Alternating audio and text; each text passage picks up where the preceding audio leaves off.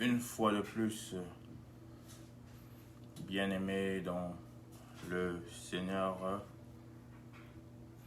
je vous salue au nom de Jésus-Christ et que la grâce de Jésus-Christ continue d'être sur nous, continue de nous couvrir, nous et nos familles.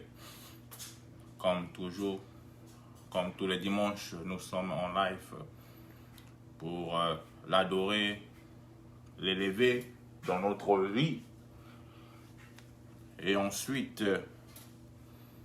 d'être nourri par sa parole qu'il ne cesse de nous parler chaque semaine. Comme nous l'avions toujours fait, nous allons toujours commencer par l'adorer car il est digne de nos adorations. J'aimerais que tu prennes une position favorite. Si c'est à genoux, c'est à genoux.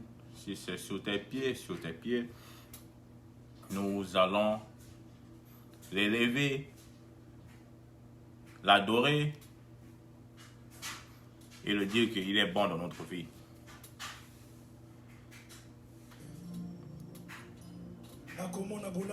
Puisque je peux. Vous ne connaissez pas la chanson et ça vous bénira certainement. Yeah, yeah, yeah, yeah, yeah, yeah, yeah, yeah, yeah, yeah. Moi, je suis Kuima pani Yesu. Eza dona kina yo donne pe. Azobeta mololo na fitness. Azobeta mololo. Oh. Ayoko Yesu na Nakoyemba. Bona mwanzambe. Nakomona. Loboko nayo.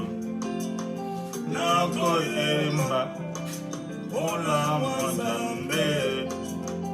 Nakomona. Loboko nayo. Nakoyemba. Bona mwanzambe. Oh Père Céleste, je chanterai, Papa, tes merveilles dans ma vie. Et je ferai ta main dans ma vie, ô Père Céleste.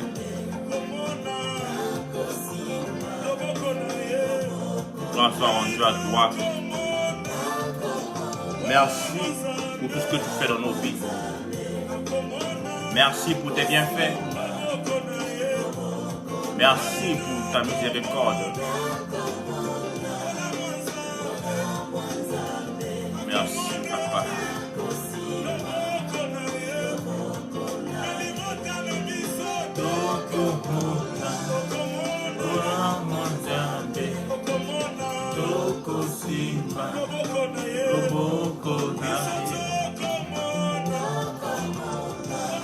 Merci pour ta puissante main qui ne cesse d'être sur nous, Papa, qui ne cesse de nous protéger, nous et nos familles. Bien-aimé, dis merci à ce Dieu pour ce qu'il fait dans ta vie, dans ta famille, dans tes entreprises.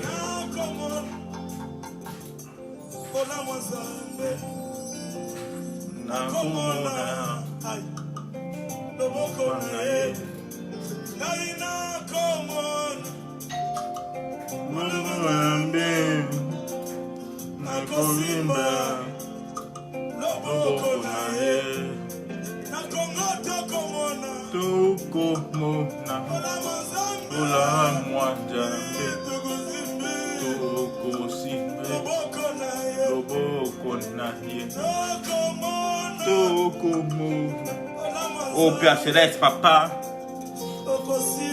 nous venons dans ta présence. Oh Père Céleste. Je vais chanter avec 3 personnes en ces lieux. Merci. J'appelle quelqu'un qui est un fils pour moi exaucé. Viens permettre à ton cœur de parler exaucé. Tu as dit dans ta parole, venez à moi. Vous qui êtes fatigués, dans Matthieu 11, 28. Vous qui êtes fatigués et chargés.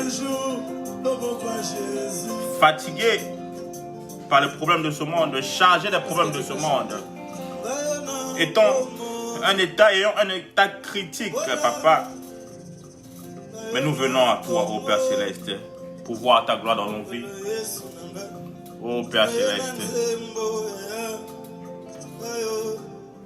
décharge de nous de tous nos fardeaux, papa. Je ne sais pas les fardeaux à laquelle tu as. Je ne sais pas tes problèmes. Mais tu peux toujours ouvrir ton cœur vers ce Dieu. Il est là. Il est Emmanuel. Dieu parmi nous et nous écoute. Ouvre ton cœur. Parle-le à ton Père.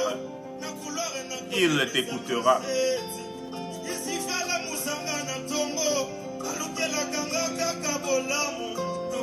Car il dit dans sa parole, dans Matthieu 18, 20, que là où 2 ou 3 sont en accord, réunis en son nom, il est là. Malgré la distance qui nous sépare d'où tu es, mais spirituellement nous sommes réunis en accord. Spirituellement, Dieu est parmi nous. Bien-aimé, ouvre ton cœur. Laisse parler ton cœur. Car il est là. Il t'écoute. Il est le seul qui peut guérir les blessures de ton cœur. Il est le seul qui peut te rendre l'espoir que tu as perdu. Il est le seul qui peut te rendre la force. Il est le seul ami qui peut t'écouter et te donner la solution.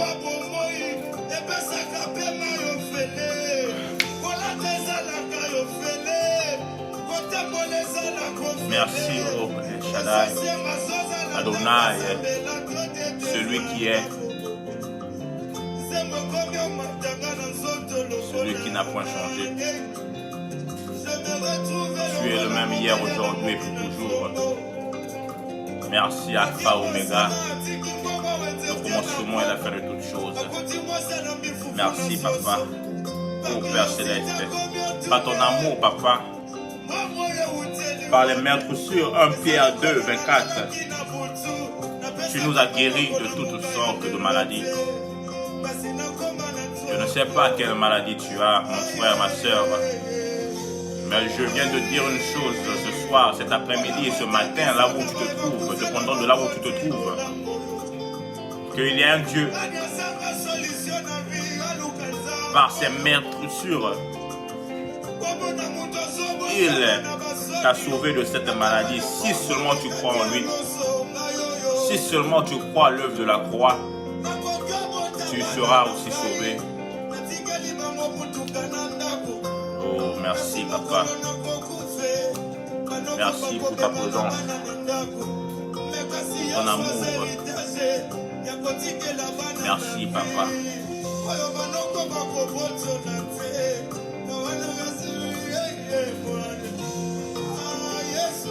Oh, Papa, tu es le seul héritage, Papa, que nous avions au Père Céleste, que nous allons aussi laisser à nos enfants. Oh, Papa, le seul amour que nous avions. Bien-aimé, j'aimerais dire que si tu te sens un peu attristé par les choses de ce monde, tu te sens un peu fatigué, retourne toujours vers ton premier amour. C'est comme si des soldats qui partaient en guerre et que l'ennemi prenait le dessus sur eux. Ils doivent toujours se repatrier pour avoir des nouvelles stratégies, comment aller confronter les ennemis. Bien-aimé, repatrie-toi en Jésus-Christ. Repatrie-toi dans la présence de Dieu, bien-aimé. Il te donnera la force afin d'avancer dans ce combat, oh bien-aimé dans le Seigneur, dans cette bataille de nos vies. Merci pour ta présence.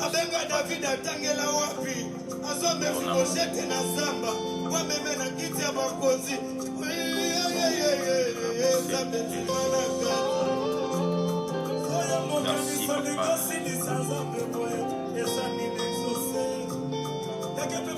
De joie, les dieux de réserve. Le Dieu de 7000. Tu es le Dieu des réserves, papa. De 7000, papa. J'aimerais te dire que toi qui traverses des moments durs, sache-le qu'il est le Dieu de réserve. Parfois tu es en réserve. Parfois la chose que tu veux là est réservée pour toi. Est réservée afin que la gloire de Dieu se manifeste encore plus dans ta vie. Il est le Dieu de réserve. Merci, papa. Merci, papa. Merci.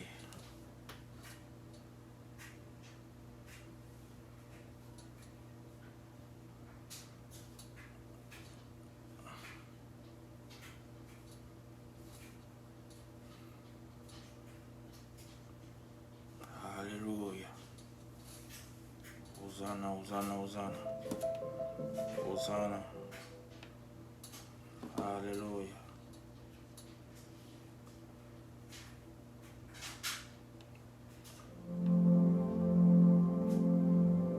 Alpha, Omega.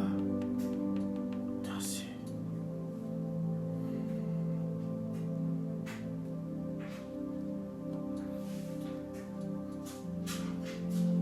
Je vous salue tous de partout une fois de plus, là où vous êtes, là où vous me suivez. Que la paix et sa grâce soient toujours continue d'être notre partage. Ô Père Céleste, ouvre les yeux spirituels de ceux qui me suivent, la compréhension afin qu'ils comprennent ce dont tu as mis aujourd'hui dans la bouche de ton serviteur. Car de moi-même, Papa, comme l'avait dit Jérémie, que je suis encore jeune, je ne sais pas parler. Mais c'est toi qui mets des paroles dans ma bouche. Parle à ton peuple. Au nom de Jésus-Christ. Amen. Bien-aimés dans le Seigneur, comme nous le lisons, le thème de cet après-midi, ou bien de ce matin, ou bien de ce soir, dépendant de là où vous me suiviez, est l'importance de suivre les commandements de Dieu tels qu'elles sont. L'importance de suivre les commandements de Dieu tels qu'ils sont. Bien-aimés dans le Seigneur, nous allons parler d'un commandement. D'abord, qu'est-ce qu'un commandement? Un commandement est un ordre à suivre donné par une autorité à une personne. L'acte par lequel celui qui a l'autorité ou compétence pour le faire ordonne, règle ou prescrit quelque chose. Amen. L'ordre ou bien le commandement marche toujours en fonction d'une loi. Donc c'est une loi que nous devions obéir, que nous devions suivre. Et la personne qui reçoit doit la pratiquer. Nous ne recevrons pas un commandement pour ne pas la pratiquer. Quand nous recevons le commandement, la personne qui la reçoit doit la pratiquer. Dans notre cas, nous parlons de l'autorité qui est Dieu. L'autorité au-dessus de toute autorité qui est Dieu.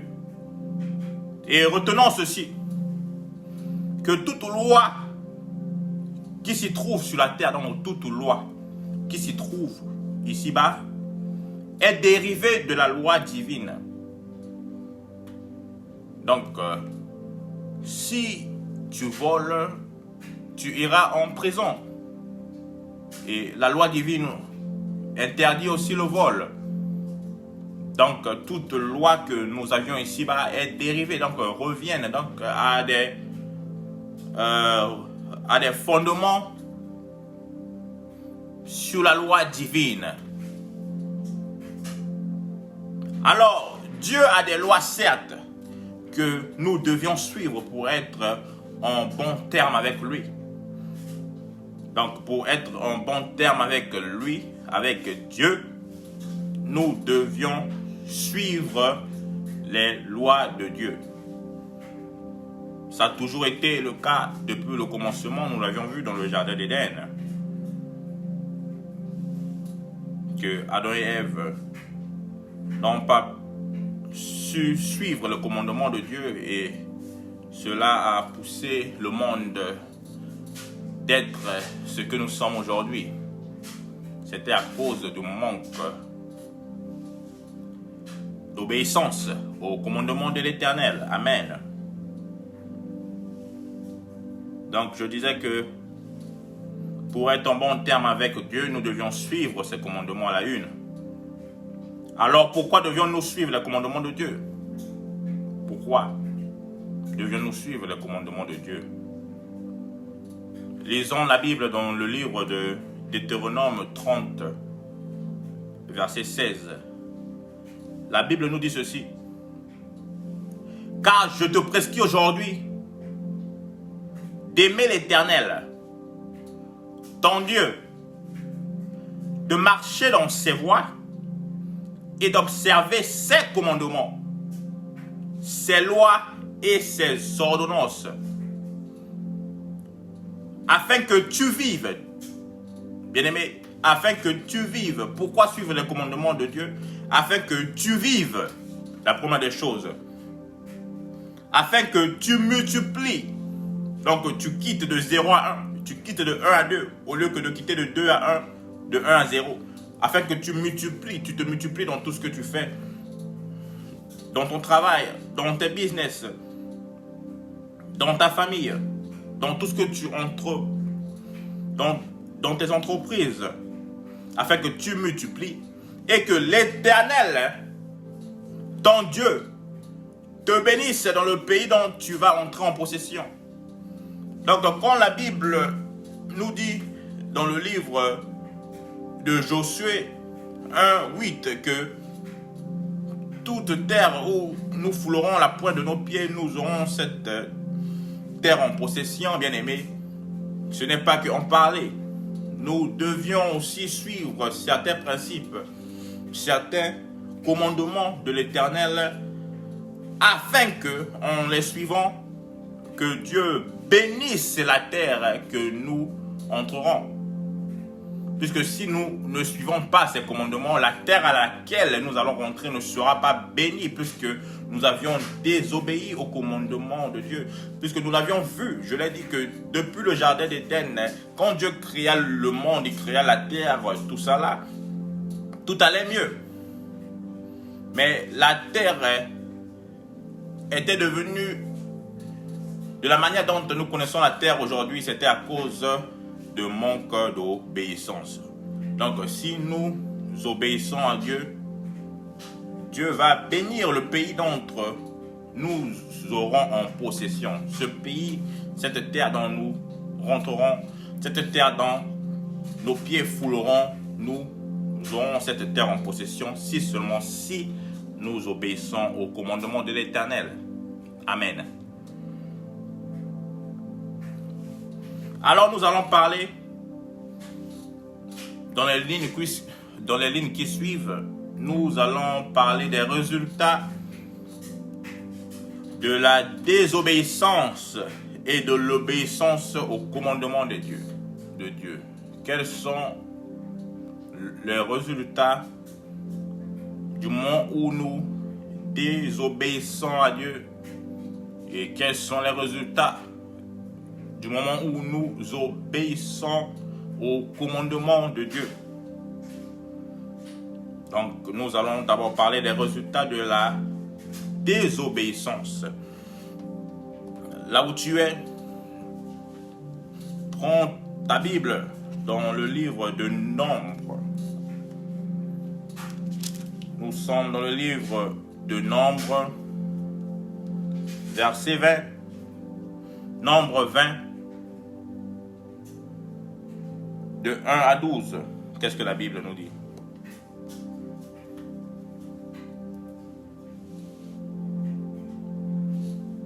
là nous parlons des résultats de la désobéissance au commandement de Dieu. Qu'est-ce que la Bible nous dit? Je suis dans le livre de Nombre 20, 1 à 12. Toute l'assemblée des enfants d'Israël arriva dans le désert de Tin le premier mois, et le peuple s'arrêta à Kadès. C'est là que mourut Marie et qu'elle fut enterrée. Il n'y avait point d'eau pour l'assemblée, et l'on se souleva contre Moïse et Aaron. Bien aimé, imaginez-vous que le peuple dont Dieu a utilisé Moïse et Aaron de les faire sortir en Égypte. La sortie d'Égypte, la traversée de la mer, toutes ces choses dont vous connaissez. Donc, il arrivait un point où l'assemblée n'avait point d'eau.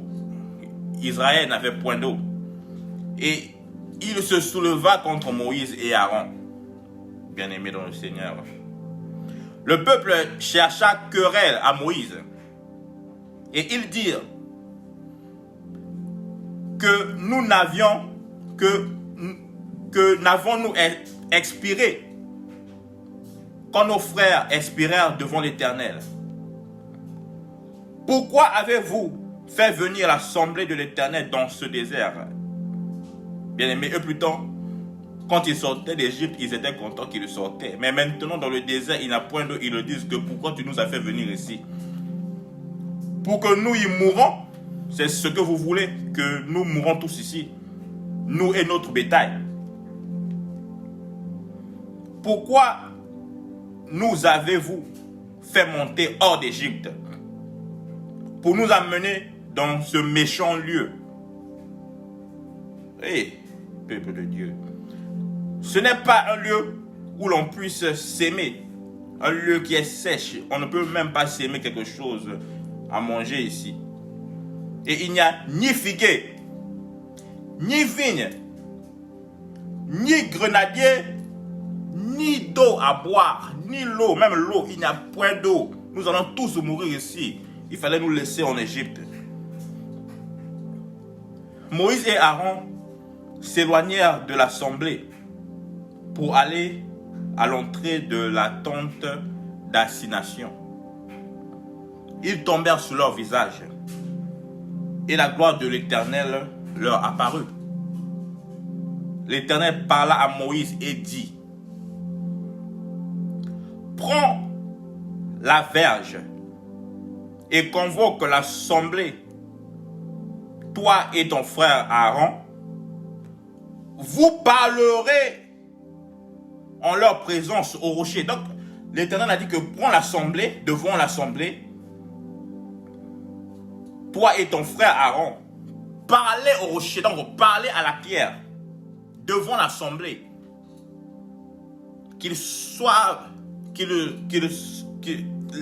L'assemblée d'Israël doit être là étant que témoin. Parlez au rocher et il donnera ses eaux. Tu feras sortir pour eux de l'eau du rocher et tu abreuveras l'assemblée et leur bétail. Alors, Moïse prit la verge qui était devant l'Éternel, comme l'Éternel le lui avait ordonné. Moïse et Aaron convoquèrent l'assemblée en face du rocher.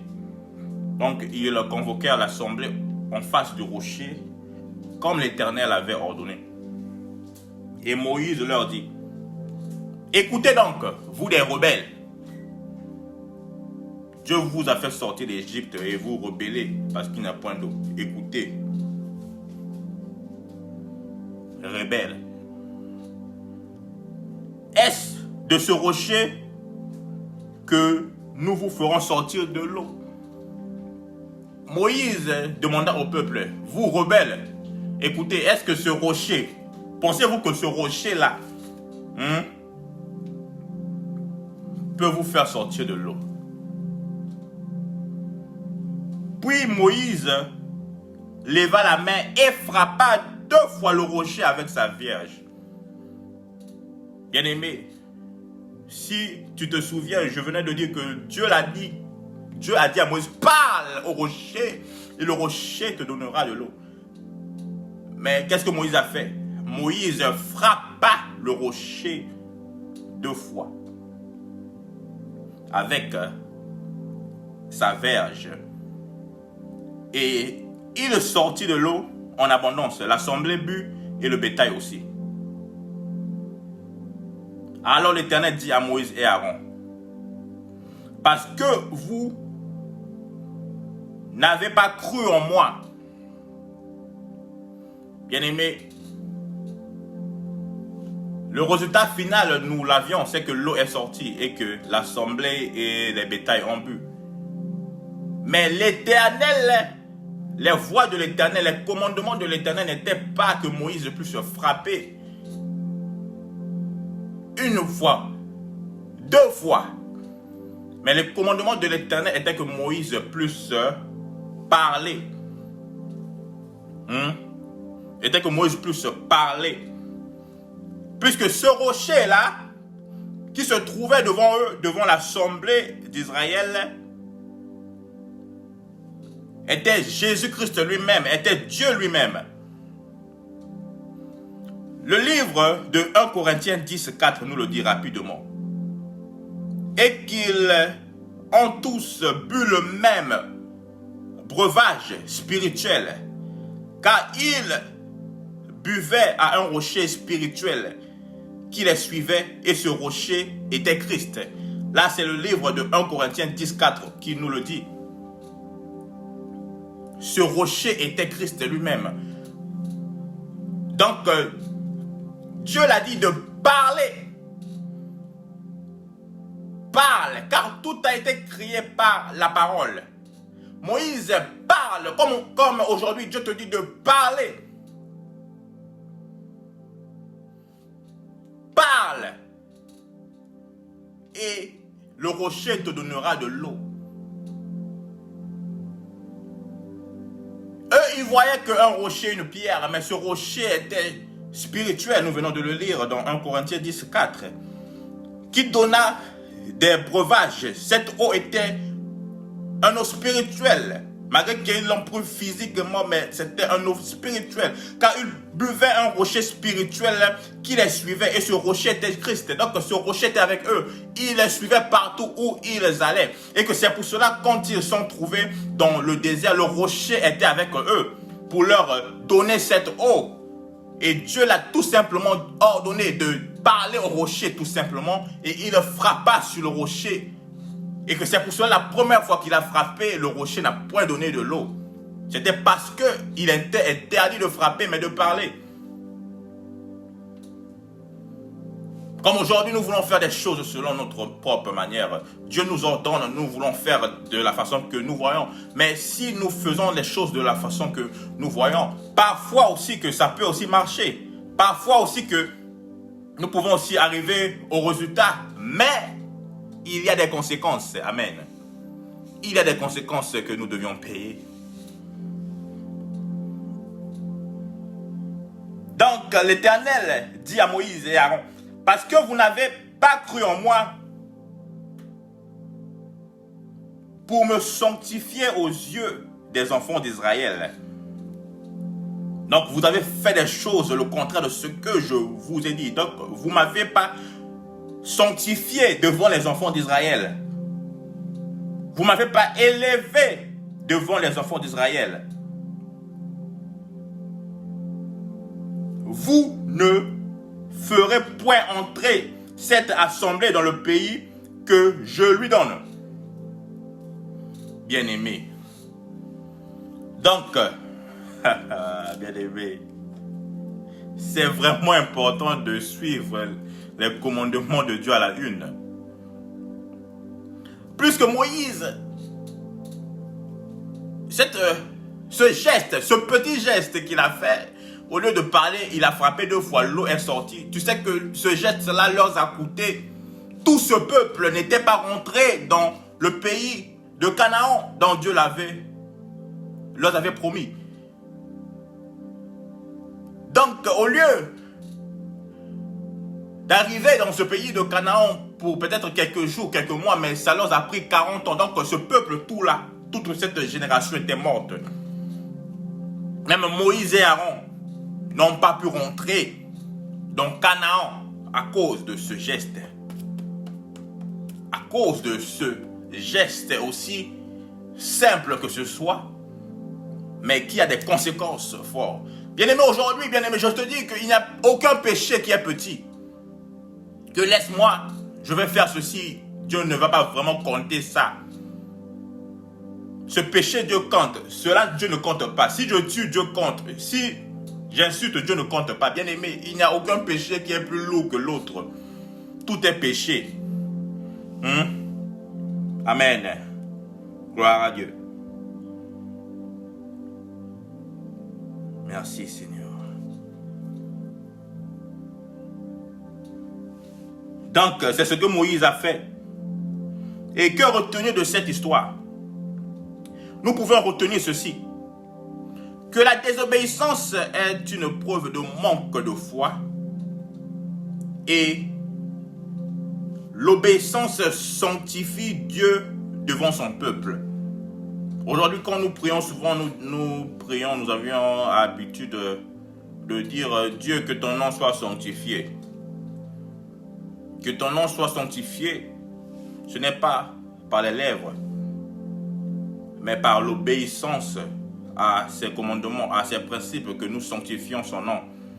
Tu dis que Dieu, que ton nom soit sanctifié, sanctifié, sanctifié, mais tu es là, dans le péché. Prenons un exemple que nous allons aussi aborder. Salomon est un exemple pour ceux qui ont obéi au début et désobéi à la suite. Donc pour ceux qui ont bien commencé et mal fini à la suite. Bien-aimés, nous devions comprendre ceci. Nous devions comprendre ceci, bien-aimés, dans le Seigneur.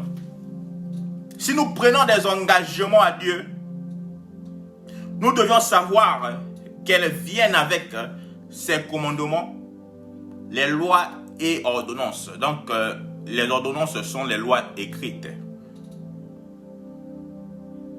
que nous devions respecter.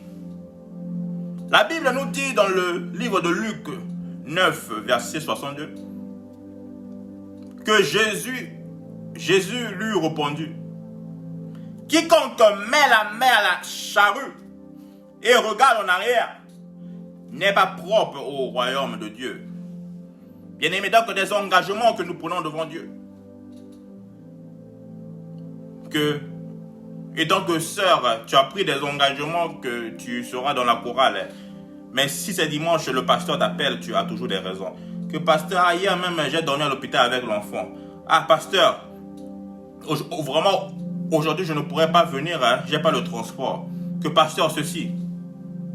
Si nous prenons des engagements, bien-aimés, de servir Dieu, nous devions le savoir que nous ne devions plus regarder en arrière, bien-aimés, car cela n'est pas propre pour mériter le royaume de Dieu. Amen. Donc, respectons, je le dis encore, que respectons des engagements que nous prenons pour Dieu, bien-aimés. Les engagements que tu as pris pour Dieu, tu le savais que ton enfant peut-être tombera malade, car il n'est pas un bois, il n'est pas une pierre, c'est un humain, donc il tombera malade, tu le savais, mais tu dois toujours respecter tes engagements. Aujourd'hui, moi qui vous prêche, je suis un humain, il y a des choses, beaucoup de choses qui peuvent m'arriver, mais c'est un engagement que j'ai pris aux yeux de Dieu, que je dois respecter. Si j'ai mes problèmes sont mes problèmes. Mes problèmes ne sont pas les problèmes de l'assemblée.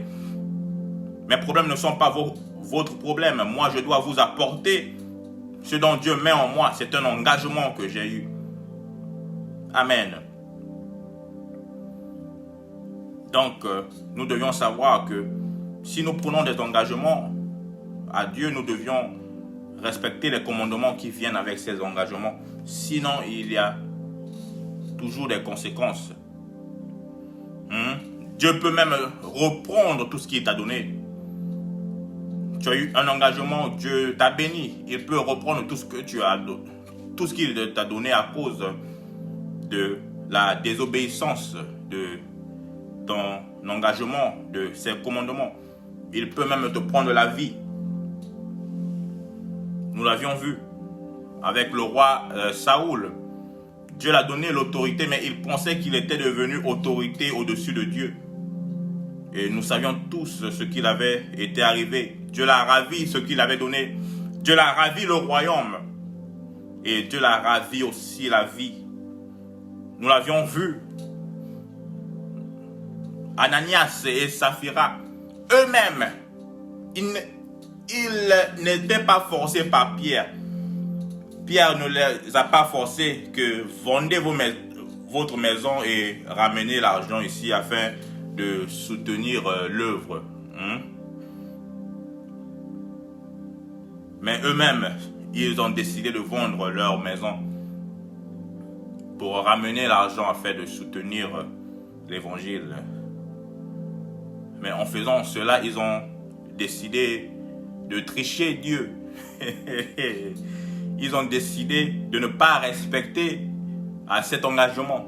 Car ils ont dit à Dieu que quand nous vendons, nous te donnons tout. Mais eux, ils ont donné à Dieu 10%, ils ont gardé 90% pour eux-mêmes. Donc, ils avaient toujours ce souci-là, toujours de repartir dans leur vie, de racheter encore une autre maison. Mais ils n'avaient pas ce souci de donner toute leur vie, de rester avec les pierres, de marcher avec eux, d'aller partout avec eux, de vivre avec eux. Mais ils avaient le souci de repartir en arrière. Et que c'est pour cela la Bible nous le dit que si déjà tu touches à la charrue, tu ne peux plus repartir en arrière. Nous l'avions vu avec le peuple d'Israël. Sortis d'Égypte,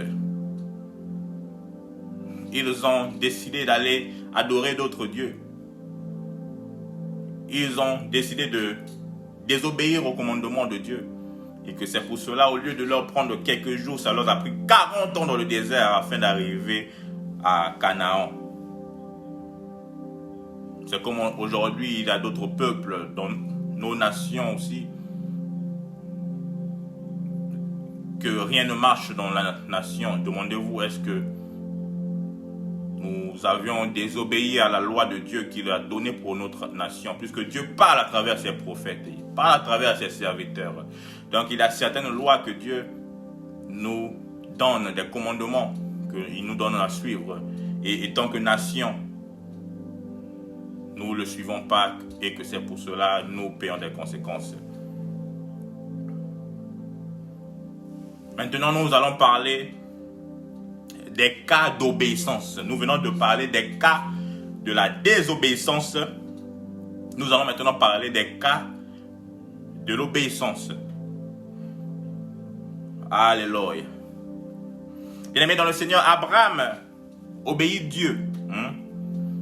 Il obéit Dieu en acceptant de tuer son fils unique. Bien-aimé, imaginez-vous que tant d'années que vous faites sans fils et que finalement, à un âge très avancé, vous avez un fils et que le Dieu que vous adorez vous demande de donner ce seul fils unique que vous avez attendu toute votre vie.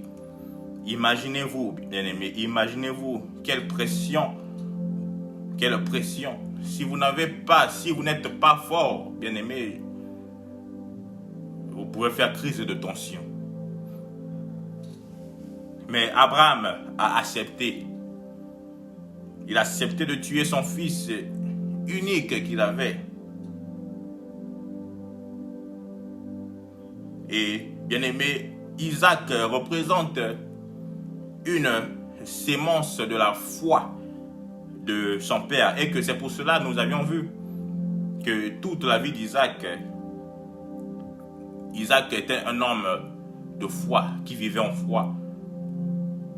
Malgré que il creusait les trous et ses adversaires venaient toujours pour les fermer, mais il ne cessait pas de creuser d'autres. Donc Isaac était une représentation de la sémence de foi et que c'est pour cela que nous appelons Abraham père de foi. Donc il est une père de toute une génération de femmes et hommes de foi. Donc cette sémence de foi que Isaac avait, cette sémence s'est dispersée, de génération en génération et que c'est pour cela que nous avions des hommes et des femmes qui ont cette sémence de foi d'Abraham et que c'est pour cela que nous l'appelons le père de la foi. Donc le père de tous ceux qui ont cette sémence, de la foi, le père des hommes et des femmes qui ont cette sémence de la foi comme lui l'avait. Et j'aimerais dire à une personne qui me suit, pour ceux-là qui sont en position de sacrifice pour Dieu, faites-le. Si vous êtes en position de faire des sacrifices pour la gloire de Dieu, faites-les.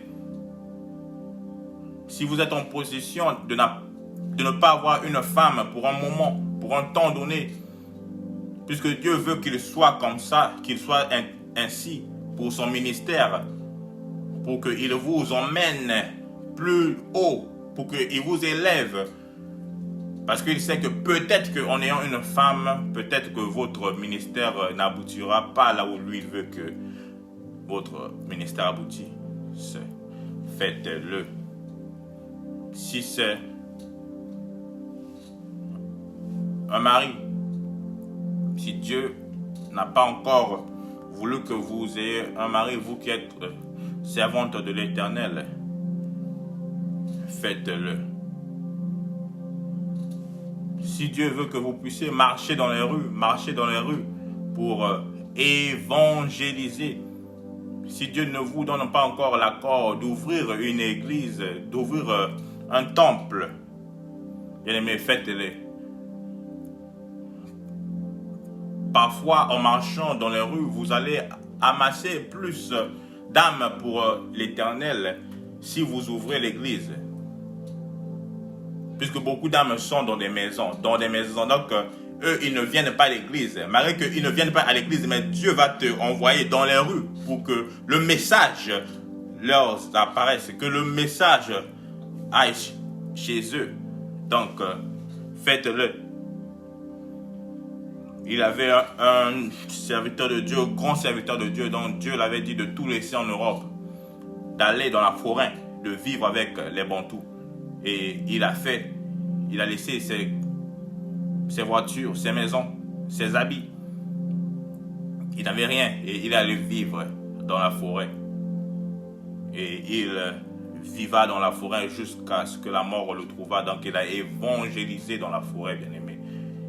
Imaginez-vous, laisser le confort d'une bonne maison bien climatisée, d'un bon matelas. Laisser ce confort pour aller dormir au sol, pour aller dans une forêt pleine de moustiques. Bien-aimé, le sacrifice pour Dieu. Imaginez-vous. Donc, respecter le commandement de Dieu. Quand nous respectons le commandement de Dieu, cela nous fait rentrer dans la gloire. Nous l'avions vu avec Jésus-Christ. Jésus-Christ était rentré dans la gloire car il avait respecté le commandement de Dieu. Respecter le commandement de Dieu nous donne une vie chrétienne puissante. Nous l'avions vu avec les apôtres. Jésus leur avait dit d'être tous ensemble dans une chambre haute, d'attendre que l'Esprit de Dieu descende sur eux. Mais imaginez-vous aujourd'hui si les apôtres étaient comme des chrétiens d'aujourd'hui qui ne peuvent même pas suivre une simple instruction. Dieu vous dit que d'entrer en jeûne pour 10 jours à sec. Mais vous vous dites que non. Peut-être que le pasteur là-bas, là où il est, lui-même, il mange là-bas bien même. Donc nous, au lieu que de faire ça à sec, nous allons faire ça un jeûne léger. Et que à la fin du jeûne, ce que vous attendez de la part de Dieu, vous ne le recevez pas et vous dites que Dieu ne fonctionne pas, que Dieu ne fait pas. Mais c'est à cause de simples instructions, des simples instructions venues de la part de Dieu. Puisque ces apôtres-là, si Jésus leur avait dit de rester, d'attendre dans cette chambre haute, eux, ils l'ont attendu dans les bars. Le Saint-Esprit ne devait pas descendre sur eux. Ils ont attendu dans les boîtes. Le Saint-Esprit ne devait pas descendre sur eux. Ils ont attendu dans l'alcool. Le Saint-Esprit ne devait pas descendre sur eux. Mais le Saint-Esprit était descendu sur eux à cause de cette simple instruction de la part de Dieu qu'ils ont respectée. Donc, respecter les commandements de Dieu nous ramène aussi un bon mariage. Nous l'avions vu avec Ruth. Ruth qui était mariée avec Boaz. Donc, elle avait suivi les conseils de sa belle-mère Naomi. Les conseils de sa belle-mère Naomi. Donc, le parler de Dieu à travers Naomi. Donc Dieu a touché Naomi, Dieu a mis des paroles dans la bouche de Naomi et Ruth a entendu les paroles venant de Naomi et que c'est pour cela qu'elle avait eu son Boaz. Donc aujourd'hui, toi jeune fille, il faut savoir comment écouter des conseils. Si ta maman te dit que tu dois être gentil, sois gentil. Aujourd'hui, beaucoup de jeunes filles ont manqué des bonasses dans leur vie à cause de repousser tout homme qui vient leur parler. Tu vois, Jean, tu repousses, Jacques, tu repousses. Mais tandis que parmi Jean et Jacques, ton bonasse était là. Quand maman te dit, apprends à préparer, à bien préparer. Tu ne sais pas, peut-être que tu prépareras dans une fête et que un homme aura mangé ta nourriture et qu'il aura dit que la femme qui a préparé cette nourriture-là, c'est là même que je vais aller. C'est elle-même que je vais marier. Donc quand les parents nous demandent d'être éduqués, nous devons écouter aussi les parents. Puisque éduquer une femme, c'est éduquer toute une nation. Amen. Donc, respecter les commandements de Dieu nous emmène aussi à avoir des enfants. Nous l'avions vu dans le cas de la femme Anne dans la Bible, qui a respecté les commandements de Dieu et elle avait eu Samuel à la fin. Donc, respecter les commandements de Dieu nous emmène aussi à la guérison. Lisons un peu le livre de Luc 7. J'aimerais vous faire comprendre quelque chose rapidement. Luc 7, lisons le livre de Luc 7, 1 à 9. Donc je venais de le dire que respecter les commandements de Dieu nous emmène à la guérison. Donc Jésus, ayant les 12, leur donna force et pouvoir. Luc 7, ok. Luc 7, de 1 à 9, voilà. Après avoir achevé tous ses discours devant le peuple qui l'écoutait, Jésus entra dans Capernaum. Un centenier avait un serviteur auquel il était très attaché. Donc un centenier romain, donc un soldat romain, donc une puissante personne romaine, avait un serviteur auquel il était très attaché et qu'il se trouvait malade sur le point de mourir. Donc le serviteur de ce soldat romain était malade, sur le point de mourir.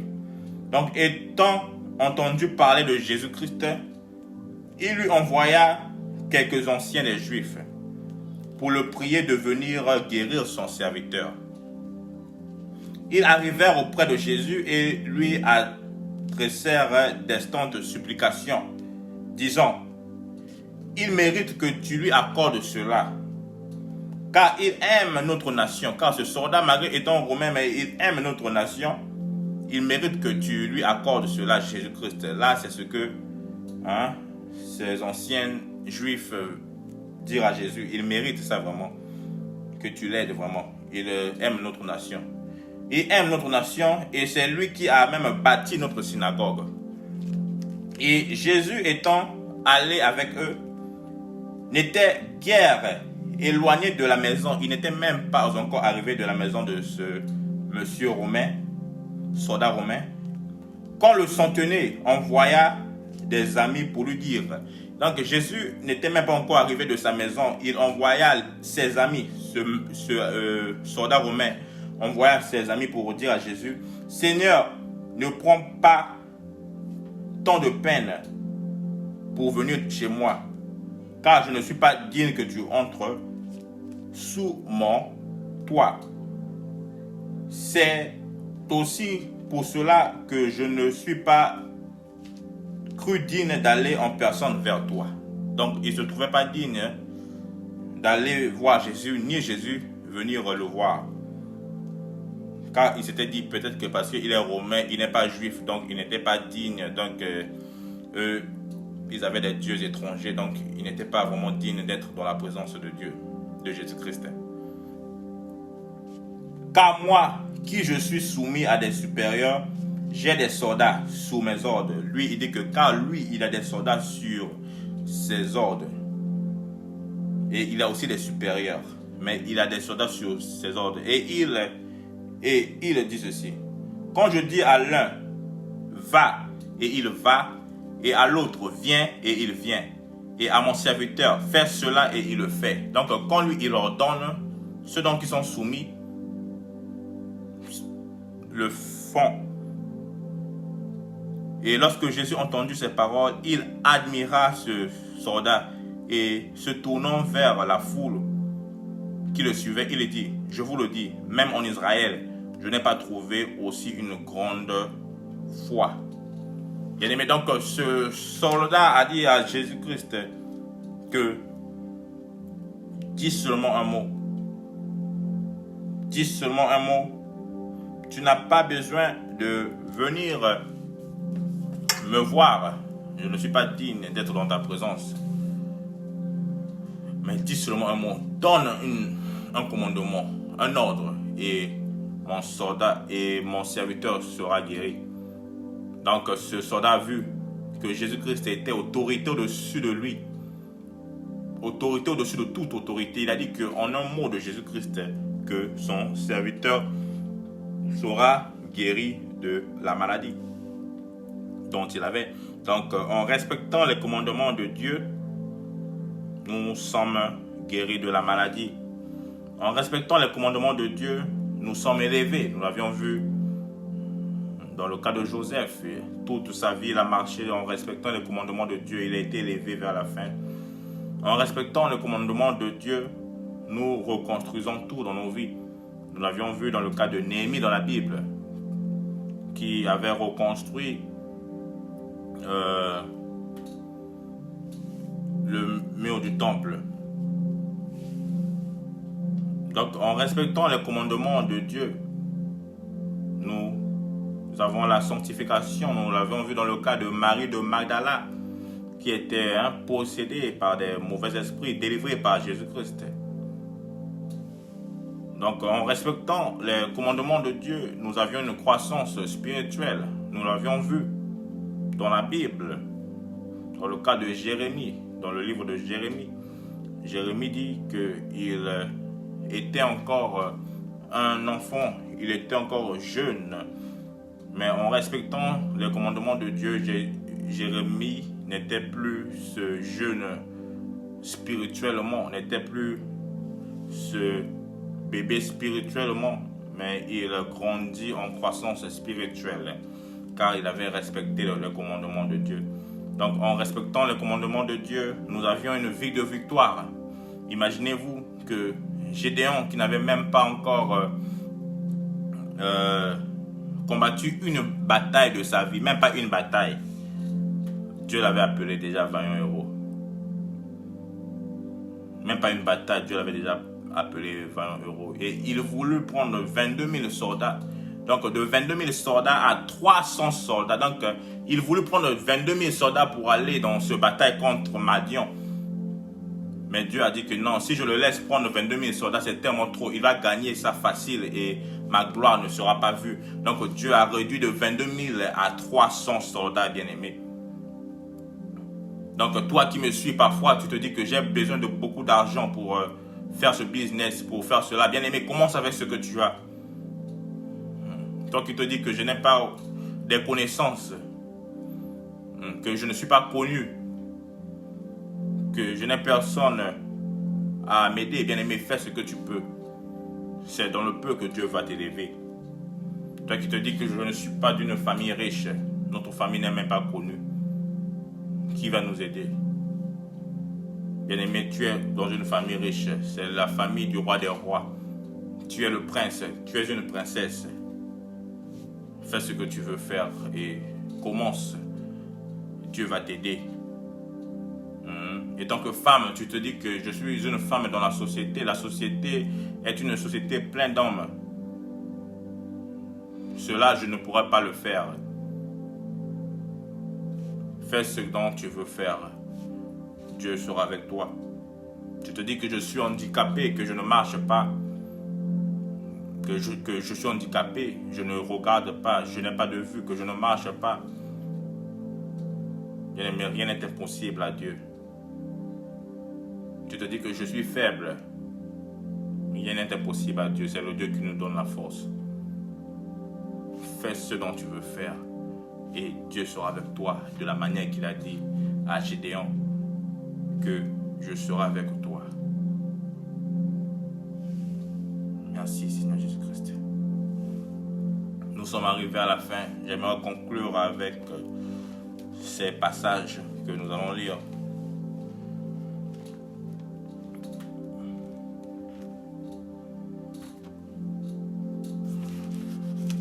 Dans le livre de Deutéronome 28, verset 1.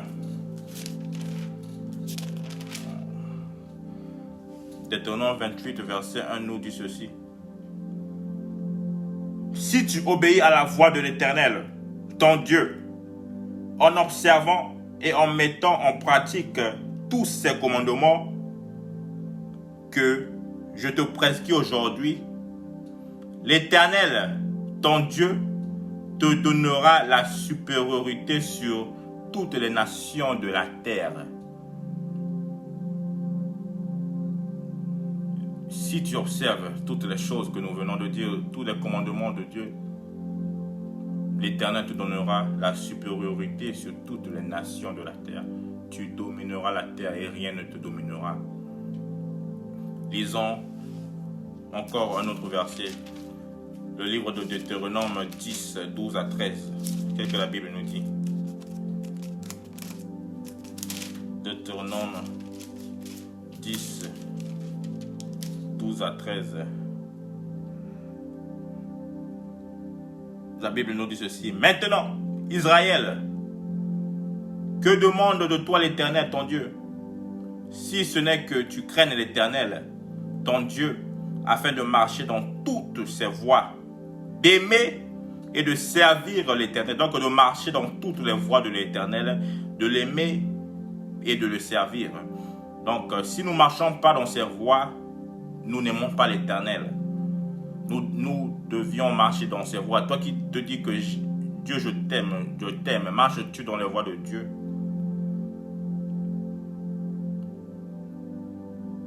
Que tu craignes l'Éternel, ton Dieu, afin de marcher dans toutes ses voies, d'aimer et de servir l'Éternel, ton Dieu, de tout ton cœur et de ton âme, bien-aimé dans le Seigneur.